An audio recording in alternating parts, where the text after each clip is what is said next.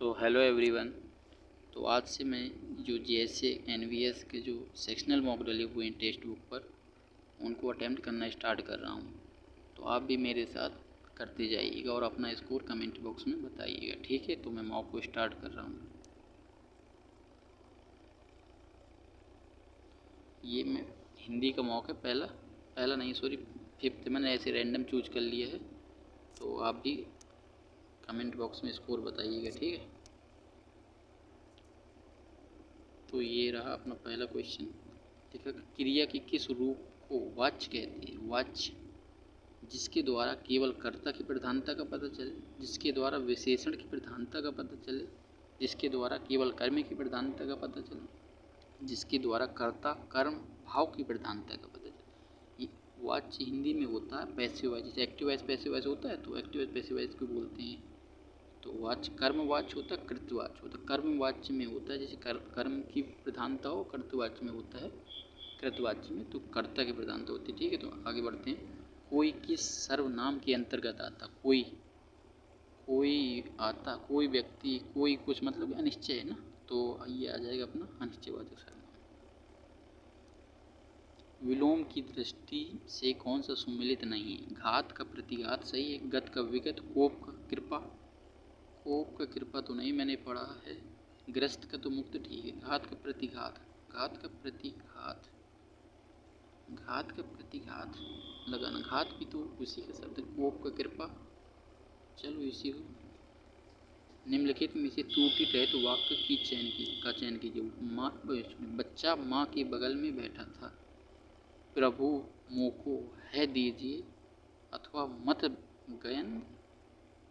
वहाँ आज और कल बहुत डकैती और चोरी होती है। वहाँ आज और कल बहुत डकैती और चोरी हुई, ऐसा होना चाहिए ना, चोरी होती है। आज भी होना चाहिए, तो फिर आज भी वहाँ कल नहीं, ये सब बुराइयों यौन अवस्था की है। ये सब बुराइयाँ यौन अवस्था की, तो पहले ये हो जाएगा।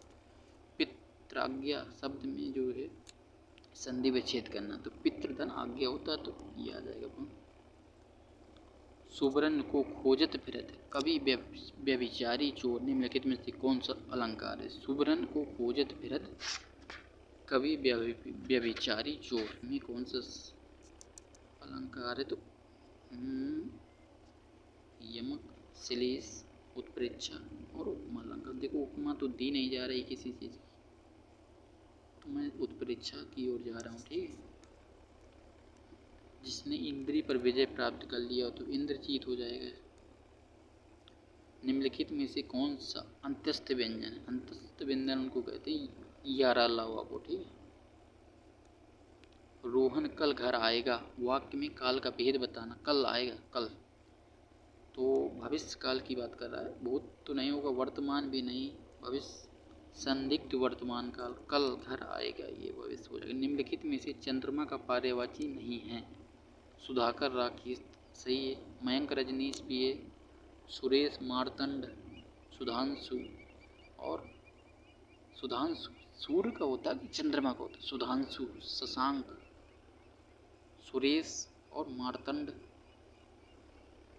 तो मुझको तो इसमें डाउट आ रहा कि सुधांशु सूर्य का होता है कि यार चंद्रमा का पर्यायवाची होता है। सुधांशु, सुधा, सुधा नहीं, सुरेश, सुरेश और मार्तंड इसी में लगाए दे रहा हूँ। घी कौन सी संज्ञा है। घी कौन सी संज्ञा है। तो घी तो एक समयवाचक संज्ञा, जातिवाचक संज्ञा, व्यक्तिवाचक संज्ञा, द्रव्यवाचक संज्ञा हुई।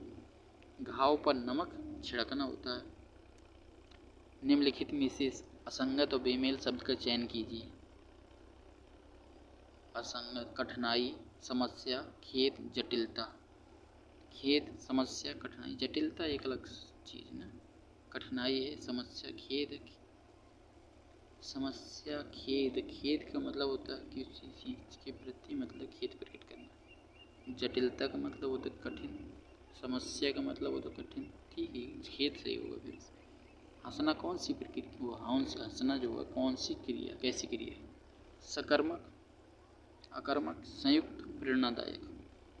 तो मैं हंसा, तो मैं जब हंसा तो इसमें कोई कर्म नहीं है, तो ये अकर्मक आ जाएगा। चौराहा में कौन सा समास है, तो इसमें आपको पता ही होगा कि द्विगु समास है, जिसमें समूह समास जैसे मतलब चार रास्तों का समूह, कुछ का समूह है ऐसे आता है, तो द्विगु समास होता है। ये आ जाता गद्यांश, तो इसको एक बार रीड करते हैं, देन उसके बाद आंसर देंगे, ठीक है। लिखा कि प्रकृति ने इतर प्राणियों को जिस रूप में बनाया है, ये सब प्राणियों को जिस रूप में बनाया, विश्व में वे उसी रूप में विचरण करते हैं। फिर मनुष्य ने वस्तुओं को गर्दन, बाहु, कमर तथा पैर में लटक आकर या मस्तक पर धारण कर अपने को सजाना क्यों शुरू किया?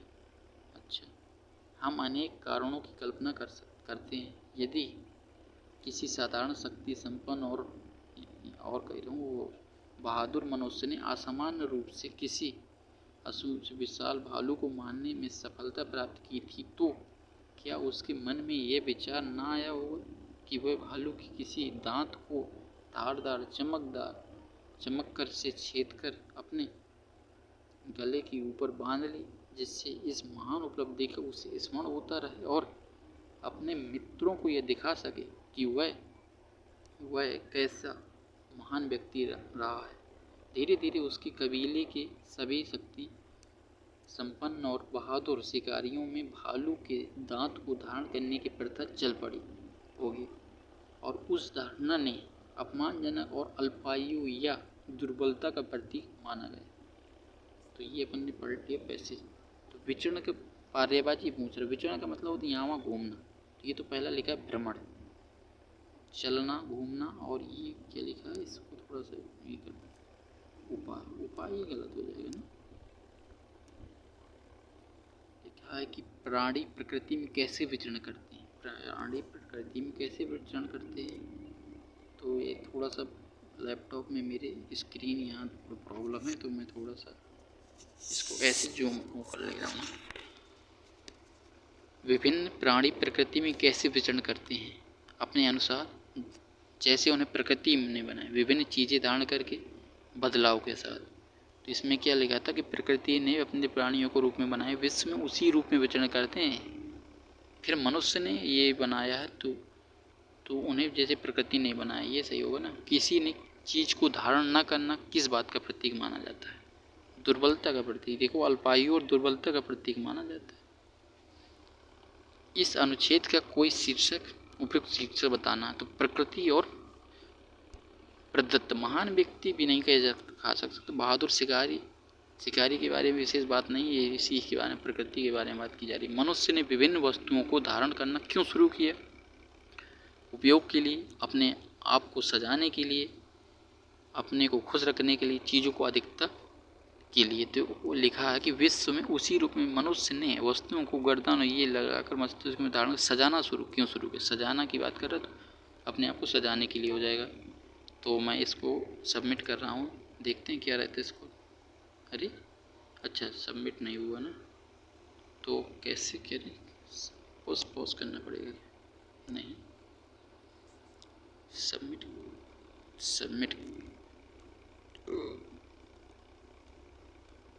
ये आया सबमिट का। अरे यार, सबमिट नहीं हुआ टाइम से पहले।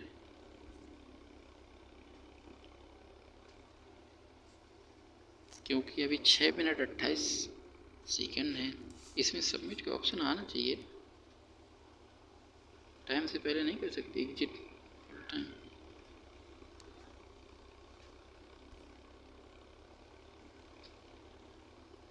तो गाइस यहाँ पे सबमिट का ऑप्शन ही नहीं दे रहा है। तो पहले यहाँ पे आ जाया करता था लास्ट में, जैसे कि ये फुल अटेम्प्ट हो गए। तो ये तो आप पहले क्वेश्चन में जाना चाहते हैं, ये तो फिर क्या लिखा, you have reach the, do you want to know, जैसे मैंने नो किया तो फिर सबमिट को। अरे यार, यहाँ पे आया करता, सॉरी अपने आप को सजाने के लिए था, यहाँ पे ऐसे करके। हाँ, अब ये आ जाएगा मुझे। ठीक है, तो मैं सबमिट कर रहा हूँ गाइस।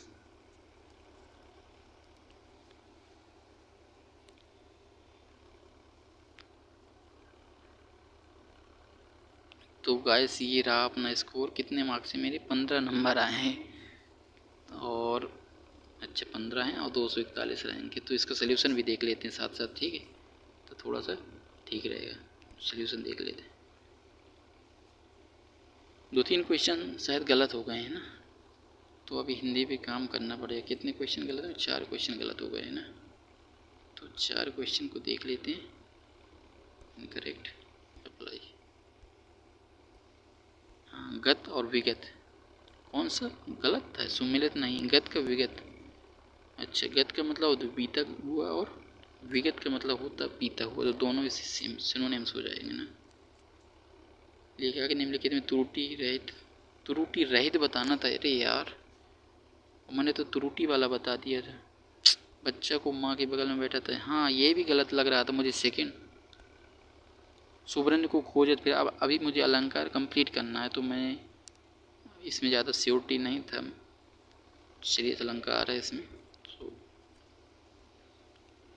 प्रकृति प्रदत्त लियो शीर्षक गलत। दिखावे की प्रथा, दिखावे की प्रथा सही है गाइस इसका आंसर, ठीक है। तो ये रहा अपना पहला मॉक, ठीक। तो आप भी अपना स्कोर कमेंट बॉक्स में बताइएगा गाइस, ठीक है। और यदि आप फुल मॉक चाहते हो तो फिर मुझे कमेंट बॉक्स में बता दीजिएगा, तो मैं फुल मॉक अटेम्प्ट करके डाला करूँगा, ठीक है। तो मिलते हैं नेक्स्ट मॉक में, तो प्लीज़ चैनल को सब्सक्राइब ज़रूर कर लीजिएगा, ठीक है। Thank you.